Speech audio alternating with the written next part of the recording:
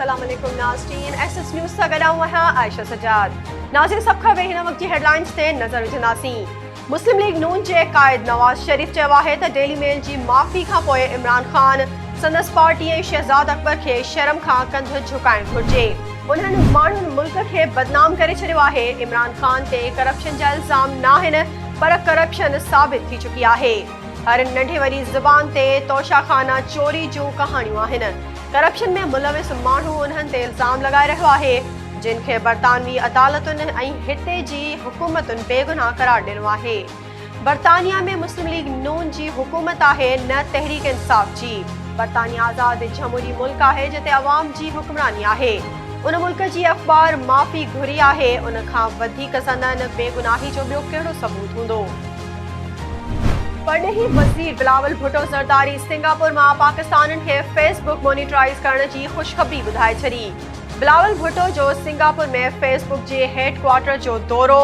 पाकिस्तान में मोनिटराइज़ेशन जारी करण लाइ स्टार्स प्रोग्राम जी शुरूआत। बिलावल भुट्टो सोशल मीडिया ते पैगाम जारी कंदे चयो त पाकिस्तान में माण्हू हाणे फेसबुक जे हिन नए फीचर सां पंहिंजो मवाद मोनिटाइज़ कराए सघनि था। माण्हुनि खे जेतिरा सितारा मिलंदा ओतिरो वधीक पैसा कमाए सघंदा। कराची जी अदालत नाज़िम जोखियो क़त्ल केस में PPMPA जाम अवेज़ समेत 8 जवाबदारनि ते फ़र्दे जुर्म लागू करे छॾियो। एडिशनल डिस्ट्रिक्ट एंड सेशन जज मली जी अदालत में नाज़िम जोखियो क़त्ल केस जी ॿुधणी। अदालत सिंध असेंबली जे मेंबर जाम अवेज़ समेत 8 जवाबदारनि ते फ़र्दे जुर्म लागू कयो। जवाबदारनि पारां नोह खां इनकार। अदालत ईंदड़ ॿुधणी ते केस जे शाहिदनि खे तलब करे वरितो। सिंध जे तवानाई वारे वज़ीर इम्तियाज़ शेख दावा कई आहे त अंदरूनी ॾफेड़ सबबु PTI ख़त्म थियण जे वेझो आहे। वक़्तु गुज़रण सां गॾु इमरान ख़ान जा कूड़, साज़िशी दास्तान ऐं करप्शन बेनकाब थी रही आहे। पंजाब ऐं KPK असेंबलियूं टोड़ण जो दास्तान बि लॉन्ग मार्च ऐं धरणे वांगुरु बेकार थी वियो आहे। पंजाब जो वॾो वज़ीर कॾहिं बि असेंबली टोड़ण जो फ़ैसिलो न कंदो। असेंबलियूं आइन ऐं कानून मूजिबि पंहिंजो मुद्दो पूरो कंदियूं।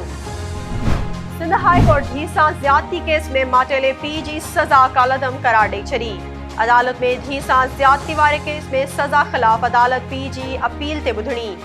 अदालत जवाबदार साजिद ख़ान जी सज़ा सबूत न हुजण सबबि कालअदम करार ॾींदे चयो त जेकॾहिं जवाबदार कंहिं ॿिए केस में घुर्बल नाहे त खेसि जेल मां आज़ादु कयो वञे।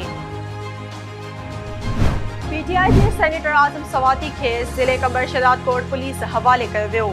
ज़रियनि जो चवणु आहे त खेसि अॼु डिस्ट्रिक्ट एंड सेशन कोर्ट में पेश कयो वेंदो।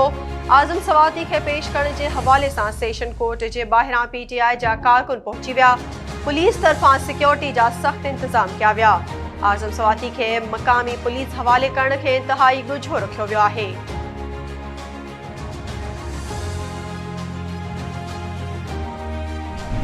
नाज़रीन, ही हुयूं हिन वक़्त ताईं जूं हेडलाइंस। वधीक तफ़सीली ख़बरूं असांजे YouTube चैनल ते ॾिसंदा। असांजे YouTube चैनल खे लाइक ऐं सब्सक्राइब करणु न विसारींदा।